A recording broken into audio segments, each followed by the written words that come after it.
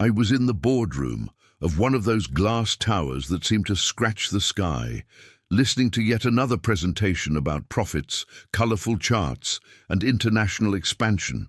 When the COO asked for a 10-minute break, everyone walked out on their phones, laughing, asking for coffee. Out of habit, I went to the main hallway to watch the movement.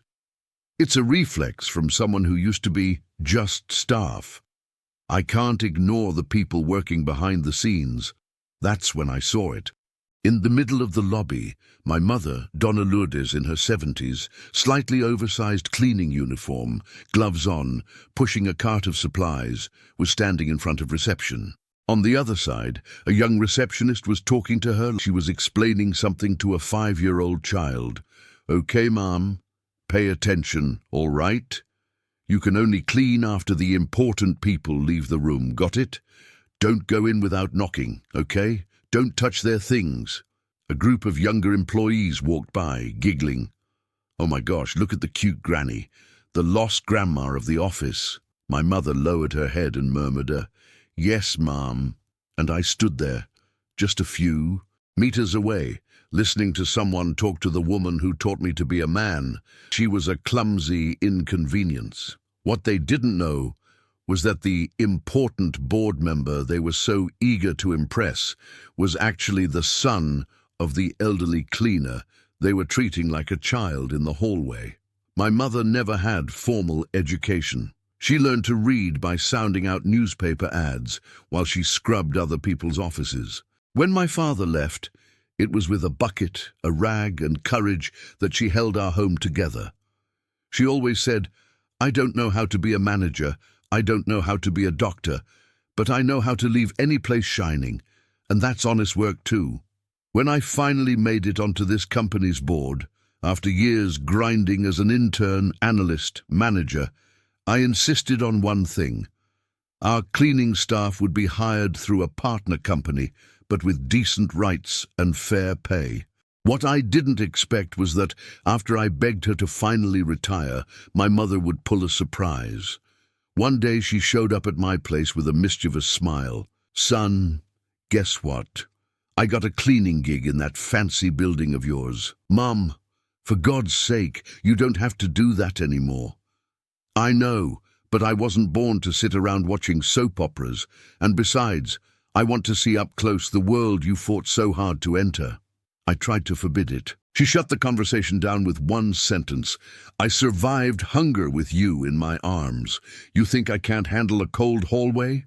I gave in, on one condition. She wouldn't tell anyone there she was my mother. "I want to be treated like everyone else," she said. On paper, that sounded beautiful. In practice, that specific day, I understood the difference between everyone else and just anyone. As I watched from the hallway, I heard the receptionist continue her lesson.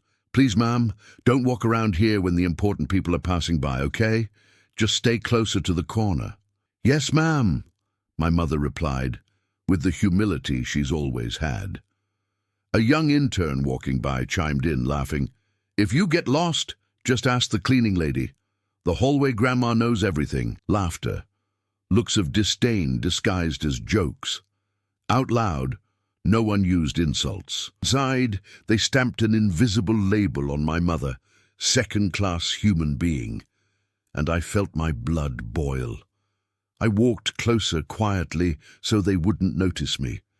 The receptionist kept talking with that exaggerated pronunciation like she was teaching times tables to a preschooler. "Ma'am, let's repeat it. First the important people go in, then you clean. Say it with me. First them, then you. Got it?" "I understand," my mother said, her shoulders shrinking. A security guard near the turnstiles joined in. "See, Mrs. Lourdes, everything here runs on the clock. You can't just do things your own little way." "I've never been late for work," she answered softly, almost in a whisper.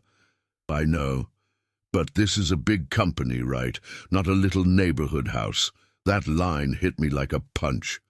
Little neighborhood house is exactly where I'm from.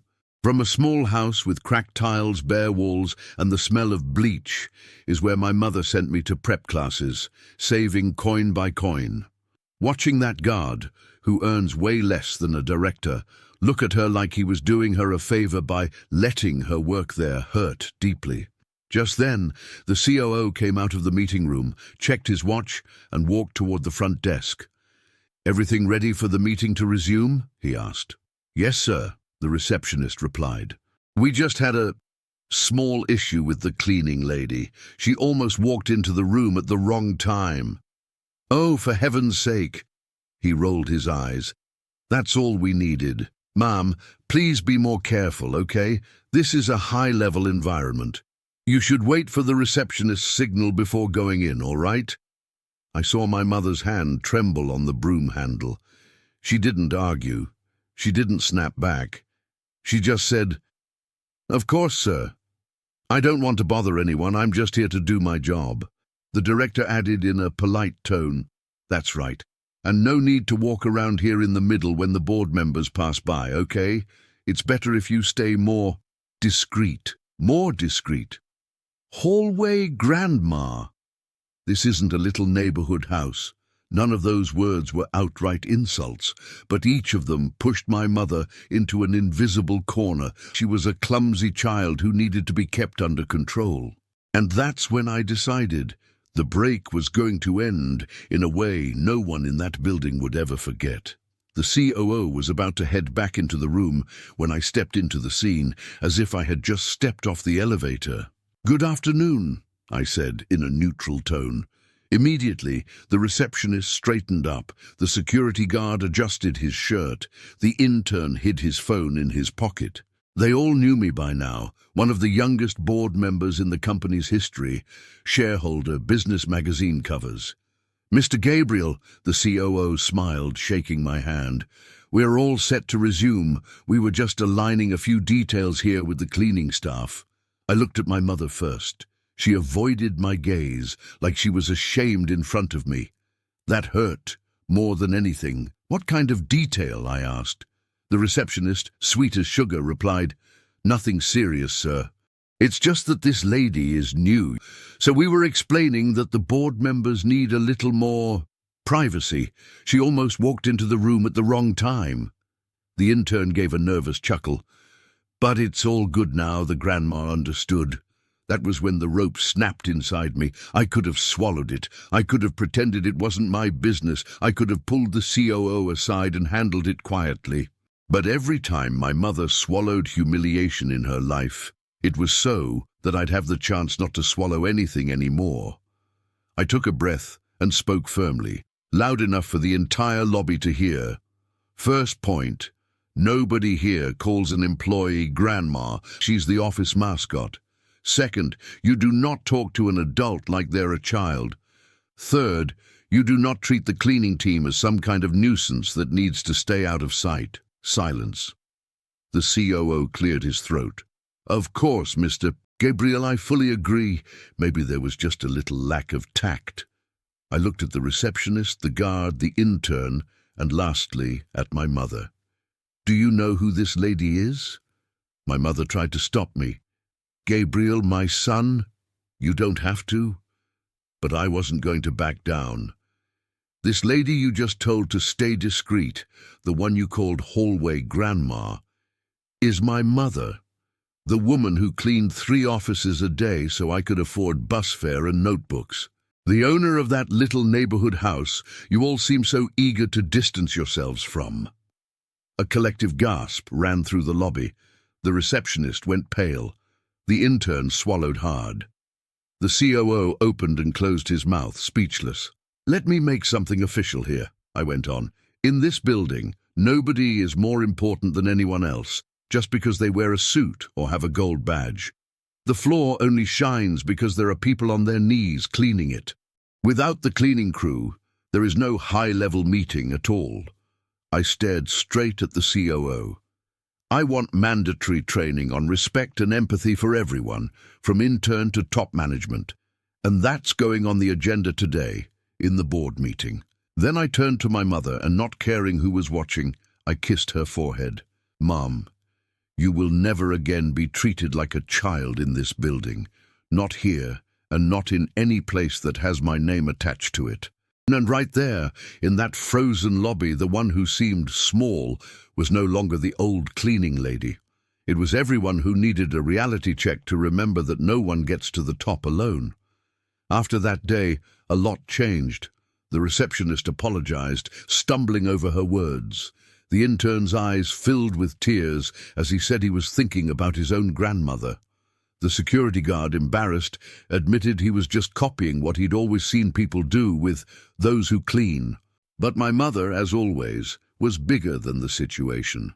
"I accept your apologies," she said calmly. "Just don't talk to anyone like that again. Not to me, not to the next person who comes after me." The training happened. The topic, respect for invisible workers, became a permanent agenda. And little by little I saw something rare happen. People in expensive suits greeting the cleaning crew by name, holding doors, offering coffee, saying thank you for their work. One night, as I was leaving late, I saw a junior analyst walk up to one of the cleaners and say, "Mr. Antonio, have you had dinner yet? Want to split this sandwich?" In that moment, I knew something had truly shifted in that building.